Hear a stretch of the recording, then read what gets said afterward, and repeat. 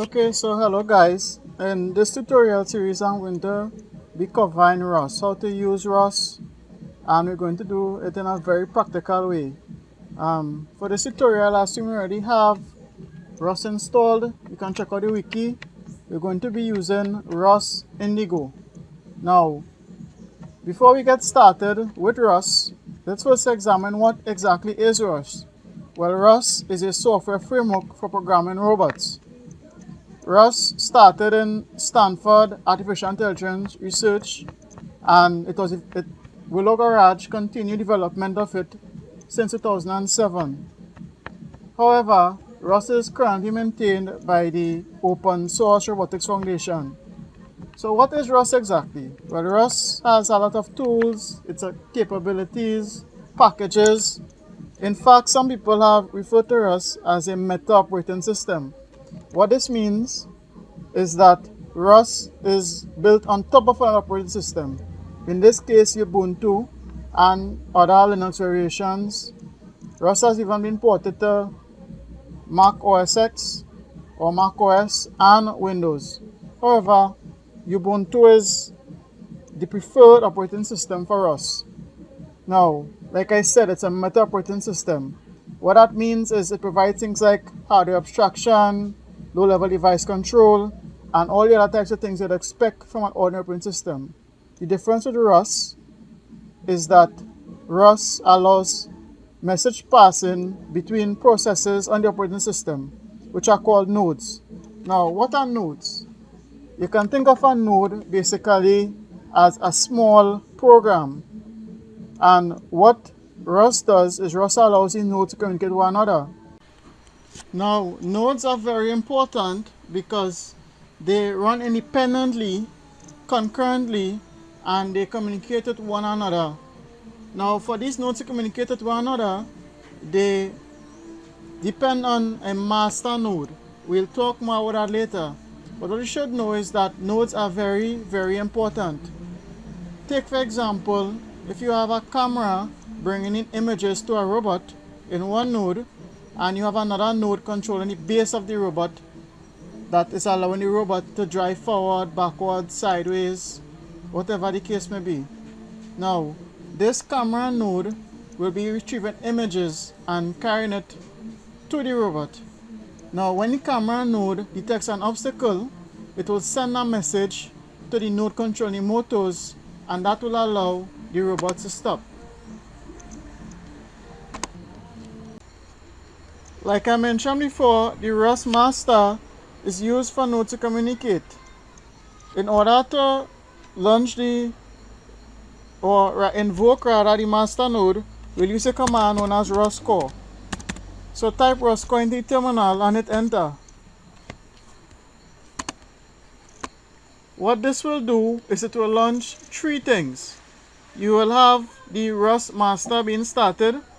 You'll also have a ROS parameter server started, as well as a ROS out logging node that will start. Now, in order to identify the ROS master, you will see what is known as the uniform resource identifier of the ROS master, which is this line here. What that essentially is the location of the master node. Now, in my case, or if you have a laptop or a machine and you have a robot connected to that laptop or machine, you'll get this warning here, which is telling you that the uniform resource identifier is not set to this machine, which is the machine we are using right now. Now, you can see if you ignore that warning, as I show you can work around that later on in this video. Now, like I said, in addition to the ROS master, something known as a parameter server also starts when you type the ROS call command. Now, the parameter server is essentially a shared dictionary of parameters that nodes store and retrieve at runtime. These parameters are probably parameters for algorithms, data structures, or the description of the robot, for instance. Now, what I want you to do is I want you to open another terminal. And in this terminal, we're going to start experimenting with ROS a little bit. Now we are going to learn two very important commands. The two commands you are going to learn are ROS node list and ROS topic list. Now what these two commands do essentially is they allow us to view the active nodes and to list the topics associated with those nodes. So in your terminal, type ROS node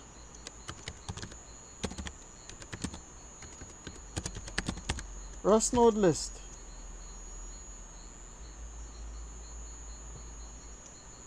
Now if you get the error message unable to communicate with master, this is because your ROS master URI would have been set to your robot, which may be a TurtleBot PR2 or your own personal robot. In order to work around this, you must export the ROS hostname and the ROS master URI as the current machine you are working on. We do this by typing export ROS hostname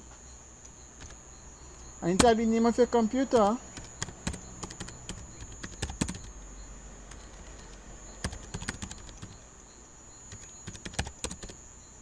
.local. You also need to export the ROS master URI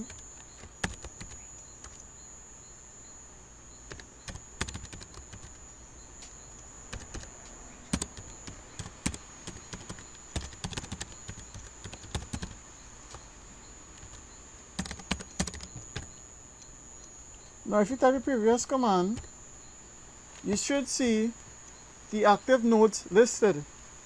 Now, in order to see the active topics that are associated with these nodes, we type ROS topic list. And you'll see the current topics. Okay, so that brings us to the end of this tutorial. We talked about what is ROS. We also talked about nodes and topics and how to list the nodes and the topics within ROS. In the next video, we'll look at how these nodes communicate with one another. Thanks for watching.